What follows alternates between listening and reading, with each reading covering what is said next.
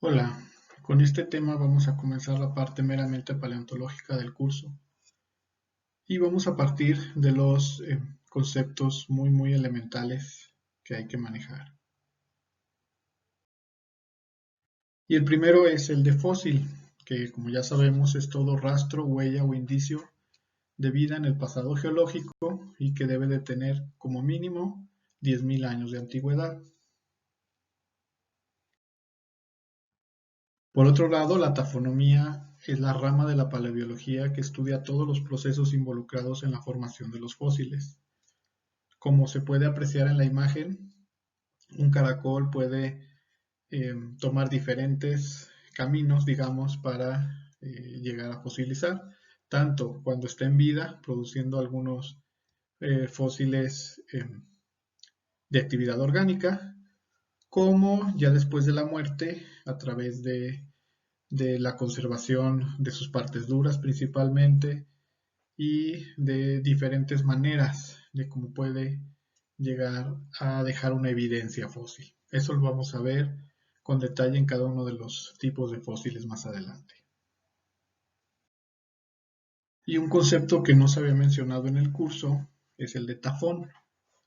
Tafón es cualquier estructura potencialmente fosilizable, es decir, puede ser como las imágenes muestran, una hoja, una concha, un diente, un hueso o un esqueleto completo, pero también algunas otras cosas como huellas, exuvias, gagrópilas o contenidos estomacales, incluso rastros y madrigueras.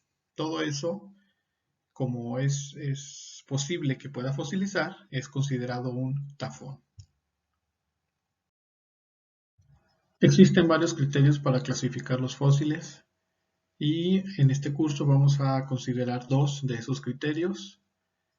Uno que tiene que ver con la naturaleza de sus restos, es decir, cuáles son los procesos involucrados en su formación, y otro tiene que ver con la información que proporciona. Comenzamos entonces con la clasificación de fósiles de acuerdo a la naturaleza de sus restos. Y se reconocen para esto 10 tipos diferentes. El primero de ellos es el de permineralizados. Son también llamados fósiles normales porque son casi los que se nos vienen a la mente siempre que pensamos en un fósil, es decir, un hueso petrificado o una concha petrificada. Algo como esto que vemos aquí, ¿no? Y por eso son llamados normales, porque no es que los demás sean anormales, sino que son los más comunes o que los asociamos de manera más común. ¿Y cómo es que se forman estos fósiles? Vamos a partir de este supuesto. Tenemos a un caracol, por ejemplo. En este caso ya la pura concha del caracol. Las partes blandas ya fueron eliminadas por los degradadores. Cabe aclarar que todos estos procesos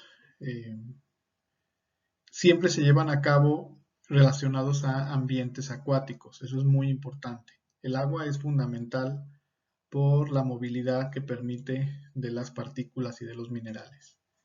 Entonces, en este caso, este resto que tenemos aquí debe ser enterrado por alguna razón, ya sea de manera rápida o lenta, pero enterrado bajo un de agua, en este caso, pues el mar, ¿no? Ya lo tenemos cubierto de minerales. Entonces, comienza un proceso de, digamos, degradación más lenta que consiste en la eliminación de partículas y estas partículas son intercambiadas por las que lo circundan. Esto es gracias al agua que permite ese movimiento. Es decir, sale una partícula pequeña y entra otra. En este punto es importante aclarar que la permineralización se puede dar de manera química y física. Química, si lo que se está eliminando, digamos, poco a poco y se está intercambiando, son sustancias químicas elementales como carbonato de calcio, por ejemplo. o física si lo que se está separando son partículas más grandes, casi del tamaño de arcillas en este caso, entonces son partículas que salen completas y partículas que van tomando su lugar. De tal forma que al pasar el tiempo,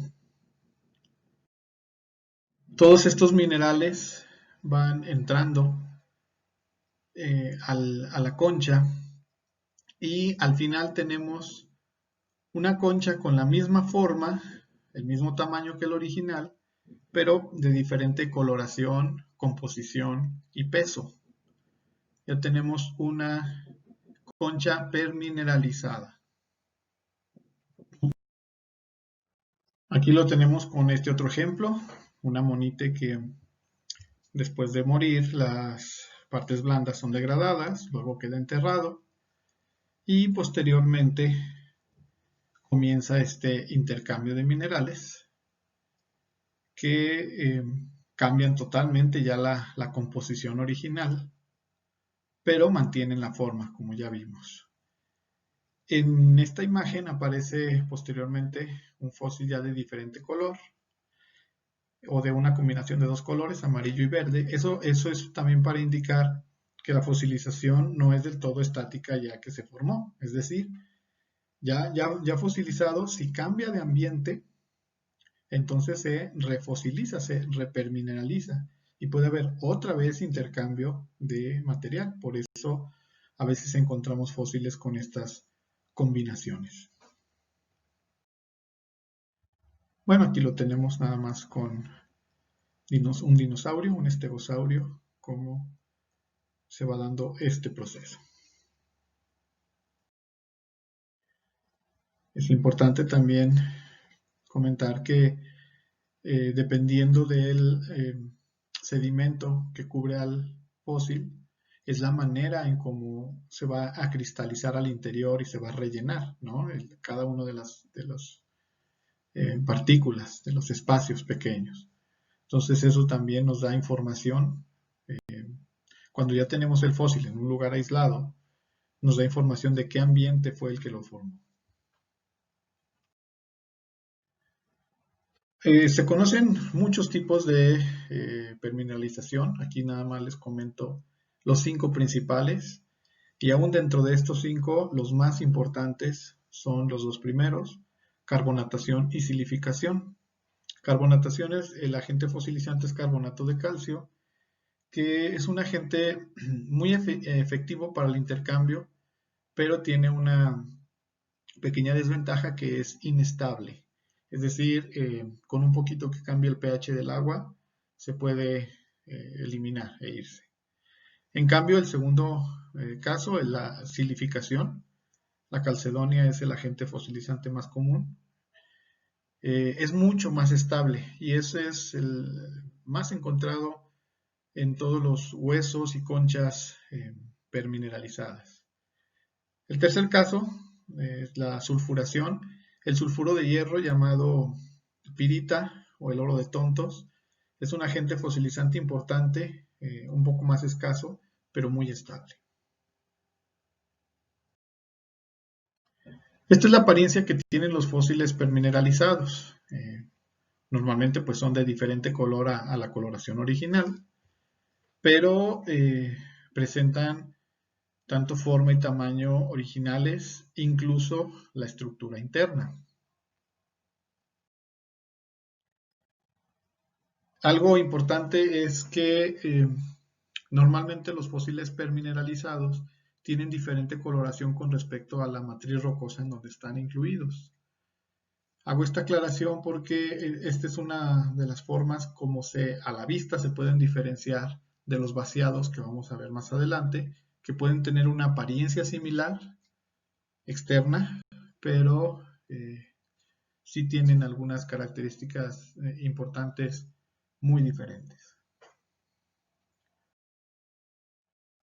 Aquí podemos ver cómo la matriz rocosa es de diferente color con respecto al fósil. Y como les comentaba, los fósiles permineralizados pueden mantener su estructura interna. Si hacemos un corte, como por ejemplo lo que vemos aquí, de una monite, vemos que tiene sus tabiques en sus cámaras, diferentes cámaras, ¿no?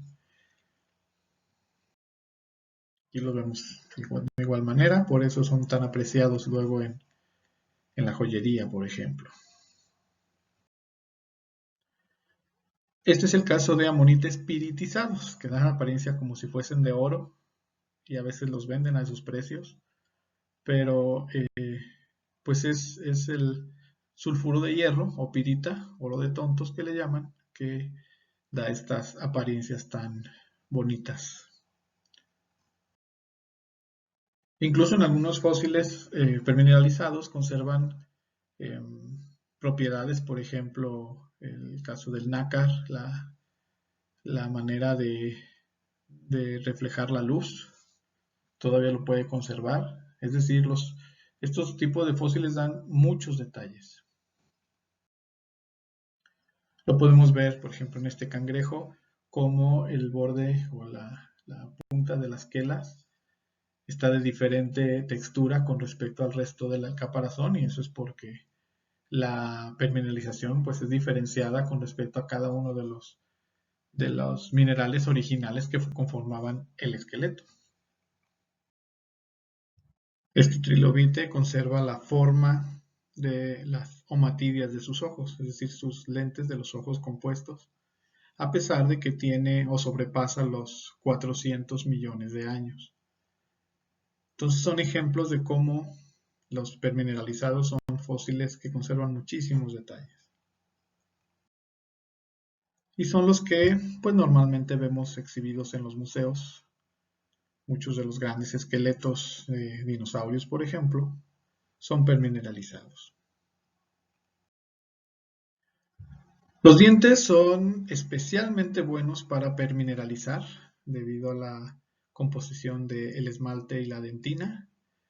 Entonces estos que ven aquí en la imagen, todos son dientes fosilizados de tiburón, que a pesar de tener algunas decenas de millones de años, pues algunos conservan hasta su filo, ¿no? El filo del diente.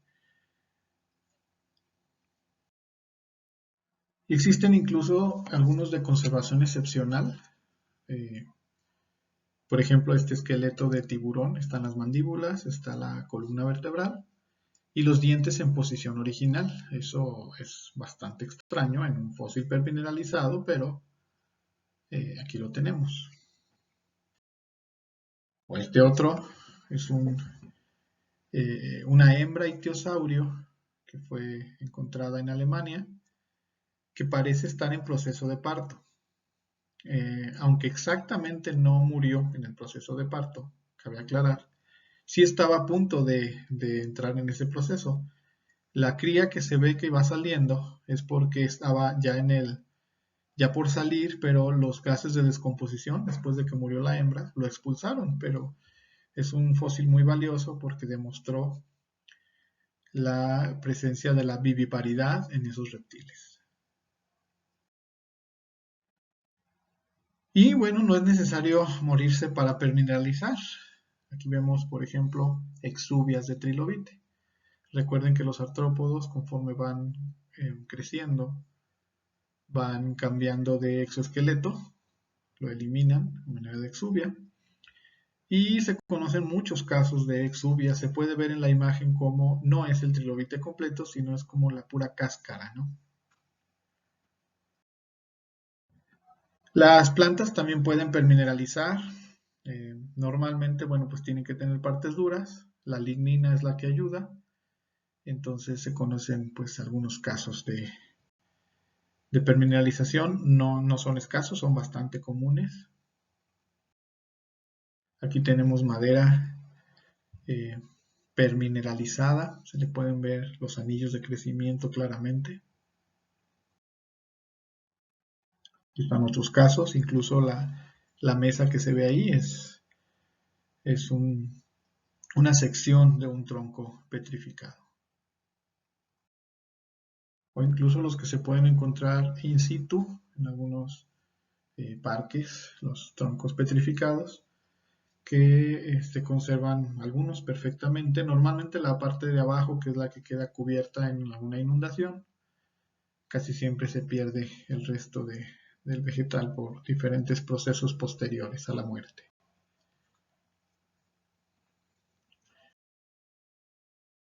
Y con esto terminamos con los fósiles permineralizados y en el próximo video vamos a ver los moldes y algunos otros tipos de fósiles.